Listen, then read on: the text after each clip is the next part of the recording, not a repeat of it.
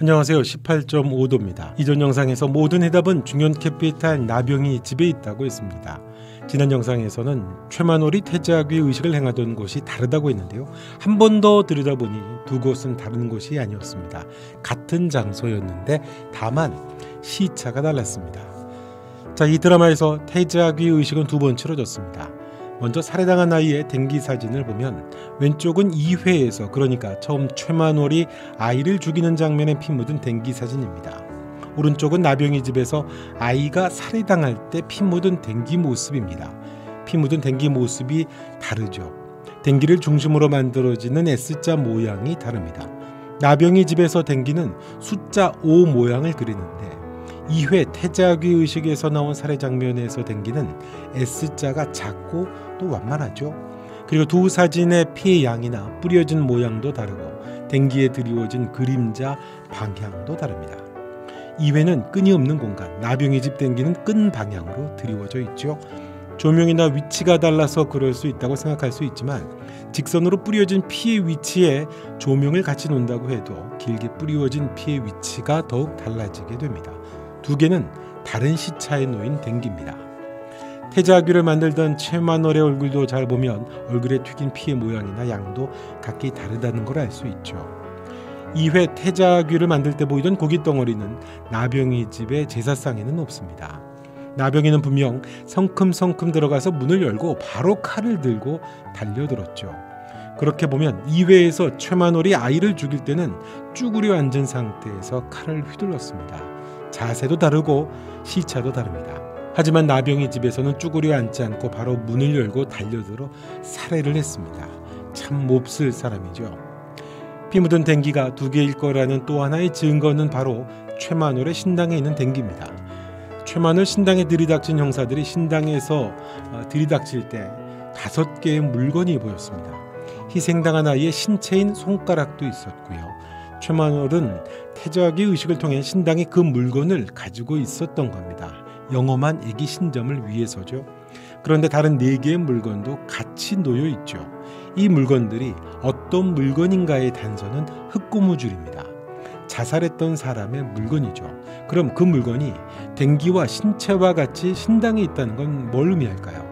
관계없는 사람일 리는 없겠죠. 그렇다면 아마도 죽은 댕기 소녀의 가족이 아니었을까? 흙고무줄에 자살한 쪽진머리 여인이 엄마일 확률이 높은 이유입니다. 나머지 4개 물건은 가족들의 죽음, 자살과 관련한 물건이라는 거죠. 그래야 더 영험한 신점을 본다고 최만월은 믿었던 게 아닌가 싶습니다. 그럼 여기서 댕기가 하나여서 나병이 집에서 사용했던 댕기를 가져다 놓았다고 보기 어려운 이유는 또 뭘까요? 최만월은 형사들이 들이닥칠 때 숨어 있었습니다. 유치장에서도 문을 열어주지 말라고 그랬죠. 이미 악귀의 존재를 알았던 겁니다. 그 악귀가 누구냐면 염승옥이 댕기를 집어들었을 때 들어간 바로 그 악귀입니다. 신당에 모신 댕기가 만일 염승옥이 집었던 댕기 같은 것이라면 최만월이 그 물건을 자기 신당에 비치할 리가 없죠. 자기도 무서워서 숨어있는 판에 그 불길한 물건을 굳이 신당에 놓을 리가 없습니다. 그래서 댕기는 2개입니다. 살인은 2번 저질러진 거죠. 두 번째 댕기에 나타난 악귀는 최만월을 죽이고 나병이 일가도 대가를 치르게 하는 게 목표였을 겁니다. 원한이니까요. 그리고 그 댕기는 가족의 일원일 확률이 높고 그 아이가 어떤 아이인지 세상에 알려지지가 않은 겁니다.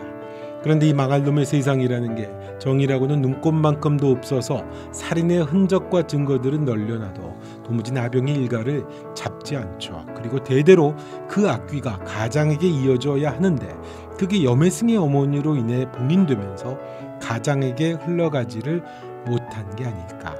그래서 구산형을 통해 여매승을 다시 끌어들여 나병의 일가를 끝장내려고 하는 게 아닐까 추측을 해봅니다. 앞서 말씀드린 대로 이 2번의 살인의식이 벌어진 장소는 같은 장소입니다. 2곳 모두 창고의 창문도 같은 색, 같은 모양이었고 중현상사라고 적혀있는 팻말이 모두 다 보였습니다. 중현상사 사진을 잡을 때 산영이 환영을 보죠.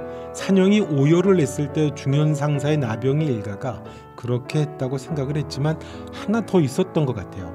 그 그 사진을 집힐 때 보여줬던 건 바로 그 살인들이 벌어진 장소가 지금 바로 나병인의 집에 있는 저 창고였다는 걸 알려줬던 것 같습니다. 그 당시의 창고와 지금 나병인의 창고가 같은 장소라는 걸 어떻게 알 수 있을까요? 이 장면 기억나시죠? 우진이가 해상이와 도망가다가 저건 뭐야? 그러면서 스산한 배경음악을 깔아주면서 보여준 곳이 어느 창고였습니다.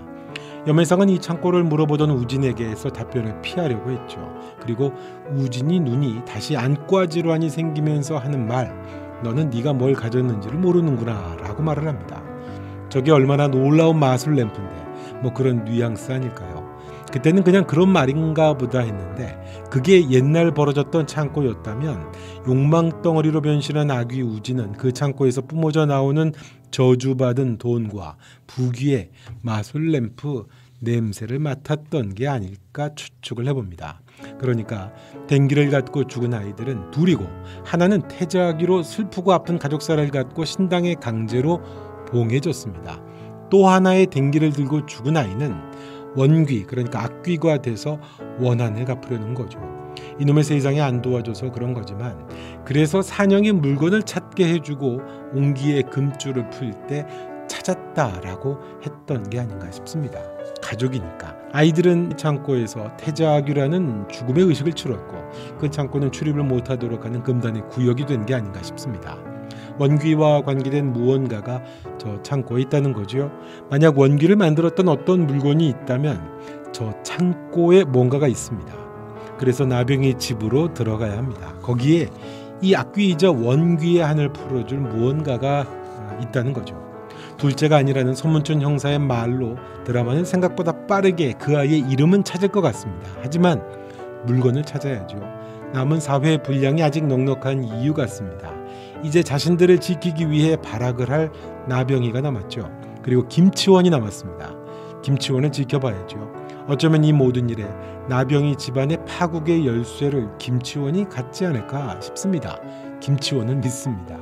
아무튼 이 드라마의 큰 줄기는 배고프고 어렵고 가난하고 고통스러웠던 그 험난한 시절의 슬픈 가족사의 이야기, 또 슬프게 제물이 됐던 자매의 이야기가 아닐까 생각을 해봅니다. 자, 오늘 영상 여기까지고요. 영상을 보시고 고생했다 싶으면 구독과 좋아요 한번 부탁드리겠습니다. 또 뵙겠습니다.